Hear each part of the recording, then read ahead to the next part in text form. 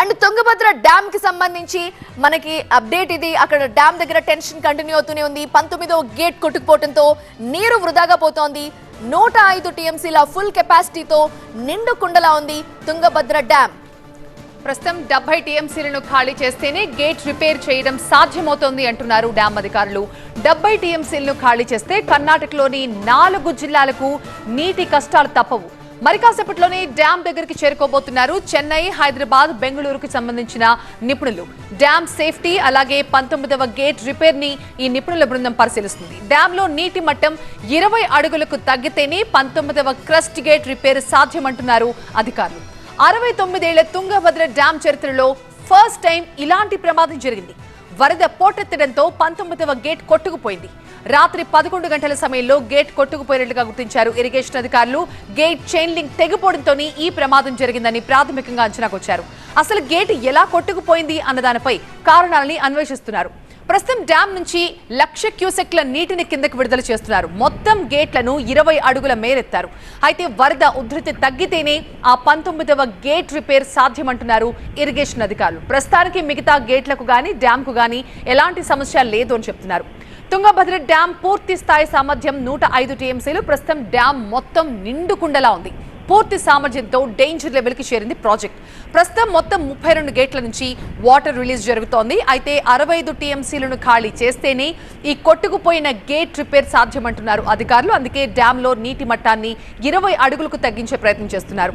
నీటి మట్టం తగ్గిన తర్వాత రిపేర్లు చేపట్టనున్నారు చెన్నై, బెంగళూరు, హైదరాబాద్ నిపుణుల బృందం.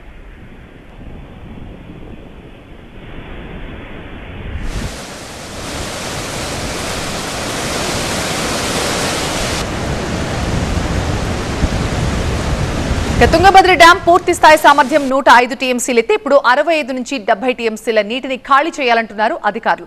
అదే జరిగితే బళ్ళారి, విజయనగర, కొప్పళ, రాయచూరు జిల్లాలకి సాగునీటికి ఇబ్బందులు తప్పవంటున్నారు. మరింత సమాచారం మా TV9 కన్నడ ప్రతినిధి ఎక్స్ప్లెయిన్ చేస్తారు. ಕೊಪ್ಪಳ ತಾಲೂಕಿನ ಮುನಿರಾಬಾದ್ ಬಳಿ ಇರತಕ್ಕಂತ ತುಂಗಭದ್ರಾ ಜಲಾಶಯ ಕೊಪ್ಪಳ, ರಾಯಚೂರು, ವಿಜಯನಗರ, ಬಳ್ಳಾರಿ ಜಿಲ್ಲೆಯ ಜನರಿಗೆ ಜೀವನಾಡಿಯಾಗಿರುವಂಥದ್ದು.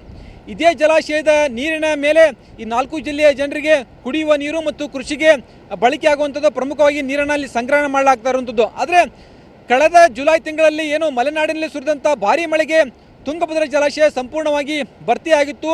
ಇದು ಈ ಭಾಗದ ಜನರ ಸಂತಸವನ್ನು ಕೂಡ ಹೆಚ್ಚಿಸಿತ್ತು. ಆದರೆ ಇದೀಗ ಕಳೆದ ರಾತ್ರಿ 11 ಗಂಟೆ ಸಮಯದಲ್ಲಿ ತುಂಗಭದ್ರಾ ಜಲಾಶಯದ 19ನೇ ಕ್ರಸ್ಟ್ ಗೇಟ್ ಮುರಿದಿರುವಂಥದ್ದು.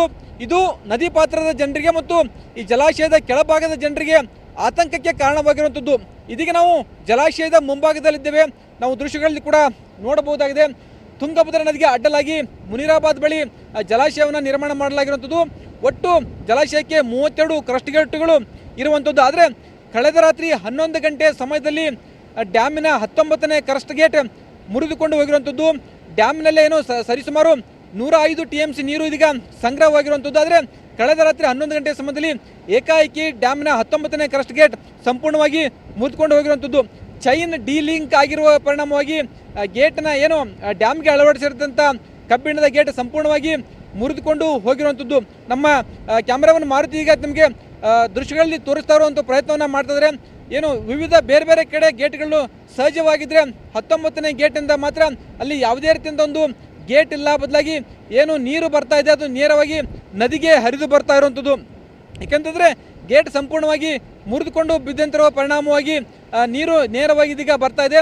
ಬೇರೆ ಬೇರೆ ಗೇಟ್ಗಳಿಂದ ನೀರು ಹೊರಗೆ ಬರ್ತಾ ಇದ್ರೆ ಈ 19ನೇ ಗೇಟ್ ಒಂದರಿಂದಲೇ ಸರಿಸುಮಾರು 35,000ಕ್ಕೂ ಹೆಚ್ಚು ಕ್ಯೂಸೆಕ್ ನೀರು ಇದೀಗ ಡ್ಯಾಮ್ನಿಂದ ನದಿಗೆ ಬರ್ತಾ ಇರುವಂಥದ್ದು.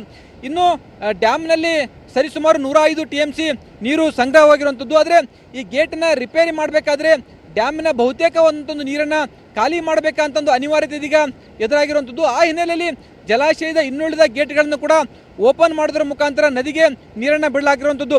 ಸರಿಸುಮಾರು 1,00,000 ಕ್ಯೂಸೆಕ್ ನೀರನ್ನು ಇದೀಗ ಡ್ಯಾಮ್ನಿಂದ ನದಿಗೆ ಬಿಡಲಾಗ್ತದೆ. ಆ ಮುಖಾಂತರ ಅಂತಂದರೆ ಒಂದೇ ಗೇಟಿನ ಮೇಲೆ ಆಗಿರ್ತಕ್ಕಂಥ ಪ್ರೆಷರ್ನ ಕಡಿಮೆ ಮಾಡೋದು ಮತ್ತು ಡ್ಯಾಮಿನ ನೀರನ್ನು ಕಡಿಮೆ ಮಾಡುವಂಥ ಒಂದು ಕೆಲಸವನ್ನು ಇದೀಗ ಅಧಿಕಾರಿಗಳು ಮಾಡ್ತಾ ಇರುವಂಥದ್ದು. ಕ್ಯಾಮ್ರಾಮನ್ ಮಾರುತಿ ಜೊತೆ ಸಂಜಯ್, TV9 ಕೊಪ್ಪಳ.